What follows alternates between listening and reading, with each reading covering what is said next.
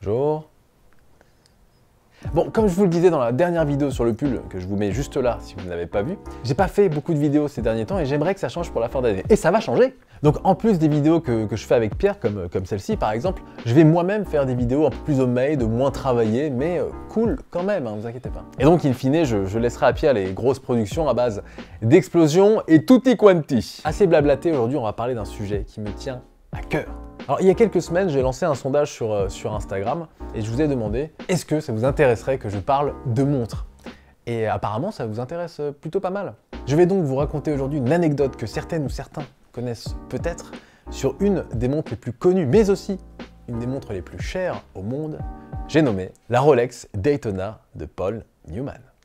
Paul Newman était un grand acteur américain qui a connu le succès dans les années 50-60 à peu près, notamment dans L'Arnaque, mais aussi dans Marqué par la haine, avant de confirmer son talent dans le film La chatte sur un toit brûlant. Film que j'ai vu récemment et que je vous conseille vraiment pour le jeu d'acteur et le message derrière. Newman est d'ailleurs nommé aux Oscars en tant que meilleur acteur. J'ai bien dit nommé et pas élu. Il remportera l'Oscar bien plus tard, en 1986, aux côtés de Martin Scorsese pour La couleur de l'argent. Ça, je l'avais pas mérité. Si, mais si. Il faut savoir que Paul Newman n'était pas qu'un homme de cinéma. Il adorait la course automobile, si bien qu'au volant de sa Porsche 935, il décroche la deuxième place du 24 heures du Mans en 1979. Aussi, Paul Newman a toujours été quelqu'un d'extrêmement élégant, habillé avec une nonchalance naturelle. Pour finir, Newman a toujours été impliqué dans des assos caritatifs, mais pas seulement en donnant un peu d'argent à la fin d'année. Non, non, non. Il a aussi participé activement à des campagnes de désarmement nucléaire, s'est impliqué auprès du Parti démocrate en politique et surtout, il a lancé une marque de vinaigrette, Newman's Own, dans les années 80 pour tout reverser à ses différentes associations, le plus souvent des centres dédiés à des enfants souffrant de pathologies graves. Bon, vous l'aurez compris, Paul Newman, en plus d'être une personne très élégante naturellement, c'était aussi quelqu'un de généreux qui s'en fichait un peu de son image d'acteur et de ce qu'il faisait dans le showbiz. Lui, ce qui l'intéressait, c'était les vraies choses de la vie, comme la vinaigrette. Bon, bref, revenons à cette montre. L'histoire commence lors du tournage du film Virage en 1969. Il incarne alors Frank Capua, alors que sa femme, Joanne Woodward, incarnait tout simplement sa femme dans le film. Donc c'est une sorte de méta-vision, quoi. Méta, parce qu'en fait c'est sa femme dans la vraie vie et aussi sa femme dans le film. Et c'est vraiment pendant le tournage qu'il a dû apprendre à piloter et qu'il s'est pris de passion pour la course automobile. A noter que 3 ans avant le tournage, Newman a eu un accident de moto très grave qui a failli lui coûter la vie. Du coup, sa femme, pas rassurée, mais sachant qu'elle ne pourrait pas arrêter son mari pour cette nouvelle passion, passe chez Tiffany & Co, New York City Ville, et lui achète une Rolex Daytona Cosmograph référence 6263. Montre qu'on appellera pas beaucoup plus tard la Paul Newman. Au dos de la montre, sa femme Joanne grave alors « Drive carefully » en signant « Me ».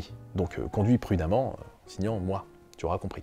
Sachant que Paul Newman était déjà une star de cinéma à l'époque et qu'il adorait sa Rolex Daytona, il la portait très souvent et donc beaucoup la remarquent et la valeur en boutique de la montre explose. Puis dans les années 80, plus personne n'a de nouvelles de la fameuse Daytona de Paul Newman. Jusqu'en 2017, où elle se vend aux enchères plus de 15 millions d'euros. Et la fameuse Daytona de Monsieur Paul Newman est devenue un fantasme pour tous les collectionneurs. Mais alors, que s'est-il passé pendant toutes ces années? La fille de Paul Newman, Nell, avait un compagnon avec qui elle resta pendant 10 ans, James Cox. Pendant l'été 1984, James vient donner un petit coup de patte à la famille Newman pour retaper une cabane dans un arbre sur leur propriété. Bon, en gros, il faut imaginer que James bosse sur son arbre et que Paul Newman vient de temps en temps checker les travaux. Un jour, Paul Newman passe comme à son habitude et demande à James quelle heure il est, parce qu'il a oublié de remonter sa montre à ce moment-là. James lui répond alors « Écoutez, monsieur Newman, j'ai jamais possédé de montre, moi. Jamais. » Que fait Paul Newman à ce moment-là?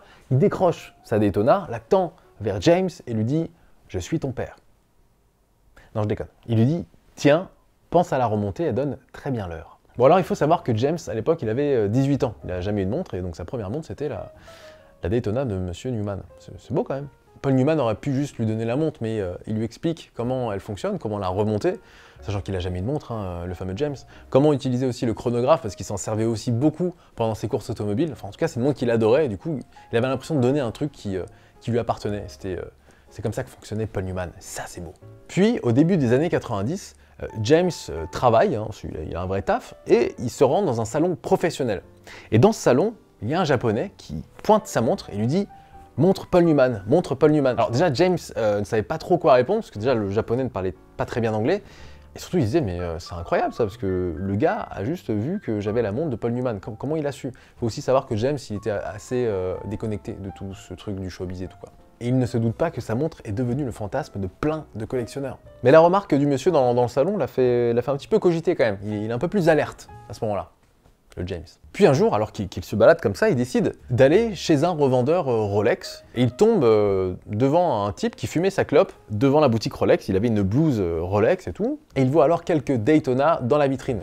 Et il lui dit « Bonjour monsieur, quel serait le prix de ces Daytona s'il vous plaît ?» Comme ça par curiosité. Donc le vendeur lui répond entre 60 et 70 000 $, mais aussi il nous reste quelques Paul Newman à l'arrière de la boutique. Et dans un élan de curiosité, James demande à ce fameux revendeur mais quel serait le prix de la vraie Paul Newman si je l'avais vraiment? Et le vendeur lui répond à peu près 300 000 $, je dirais. Mais ça n'a pas suffi à James. James a conservé la montre et en a pris encore plus soin. Parce qu'en fait, James, comme je vous ai dit, il s'en foutait un petit peu de tout ce monde-là, et il s'en foutait aussi un petit peu de l'argent. Lui, ce qui était important pour lui aussi, c'était la symbolique derrière. Quand de plus en plus de collectionneurs ont découvert que c'était James qui détenait la montre, on lui a fait un peu des offres comme ça, sous le manteau, qui dépassaient largement les 300 000 $ annoncés par le vendeur de chez Rolex, qu'on appellera Didier. Et James ne voulait pas la vendre en direct à une autre personne. Il voulait que la vente soit publique, justement pour pas qu'elle se revende d'acheteur en acheteur sur le marché. Et le 26 octobre 2017, la maison Philips à New York organise une vente de montres légendaires, dont la Newman, qui part pour la modique somme de 17 772 000 $, donc plus de 15 millions d'euros en 12 minutes. Et le plus chouette dans cette histoire, c'est que James a reversé une très grosse partie des bénéfices à Nell, son ex-petite amie du coup, et qui est accessoirement la fille de Paul Newman, afin qu'elle puisse injecter la somme dans les diverses associations de son père qu'elle gère depuis sa mort. Et James a rapporté dans une interview récemment que Paul Newman disait régulièrement « Si les gens savaient à quel point c'est formidable de donner leur argent, ils n'attendraient pas d'être morts pour le faire. » Voilà, je savais que la montre de Paul Newman s'était vendue à ce prix-là. Pour moi, c'était...